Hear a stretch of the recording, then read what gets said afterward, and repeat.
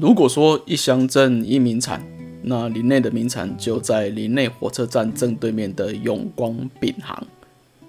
看起来是一家很普通的面包店，但是卖着很不一般的菠萝面包。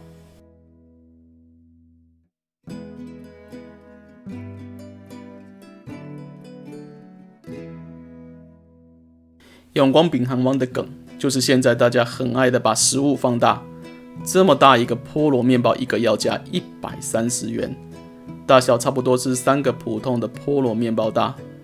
这面包的特长是内馅会流沙，会爆浆。正宗菠萝面包来自香港的茶餐厅，基本上是没有内馅。另外一种衍生的面包称为菠萝油，是把热乎乎刚出炉的菠萝面包加一片冰冰的奶油，冰火五重天的概念。上界新的歌叫做菠萝面包的忧伤。菠萝面包的忧伤。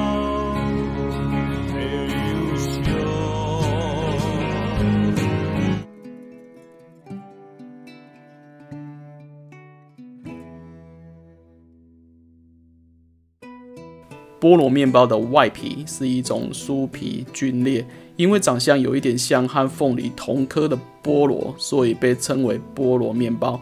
在香港和台湾都是一种平价的面包种类。因为菠萝面包不同于现在主流面包，它没有内馅，所以是耐放的面包种类。登山健行时很好用。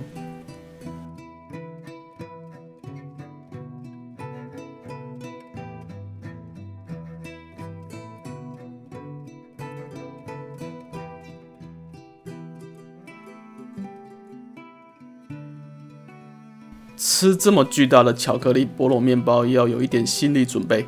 第一，它的巧克力酥皮超容易崩溃；第二，巧克力酱四处流窜，吃的整只手满嘴都是巧克力，根本不能偷吃。然后吃完下场还要收拾满地崩溃的酥皮和流窜的巧克力酱。在永光饼行巧遇这个不在计划内的台湾版本马卡龙。台式马卡龙有很多名称。第一个名称牛粒，因为长得像牛的眼睛，一个好好的甜点被叫牛眼，这马卡龙应该也蛮难过的。另外牛粒还有一说是从法文 biscuit à la cuillère 的最后一个单字翻译过来的，也是的日文发音，正好就近于台语牛粒的发音，其实比较像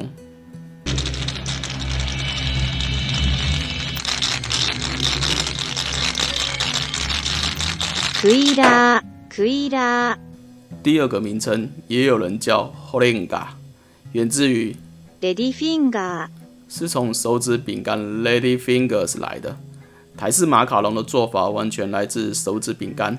老一辈的人说台式马卡龙是传自日本，不过从日本对 Cuillère 和 Lady Fingers 这些外来语，我们可以看得出来台式马卡龙的祖师爷还是来自西方世界。第三个名称应该是我们小时候常叫的小西点或小圆饼。说到小，最近还有那种更缩小版的台式马卡龙。所以在还没认识法国马卡龙之前，台式马卡龙就已经扮演马卡龙的启蒙老师。你是不是小时候也吃着台式马卡龙长大？忽然有一天发现别人口中的尊贵法国马卡龙一颗要价120元，而我们台版这颗长得像双胞胎姐妹，吃起来其实也差不多，只是台版马卡龙比较粗犷一点而已啊。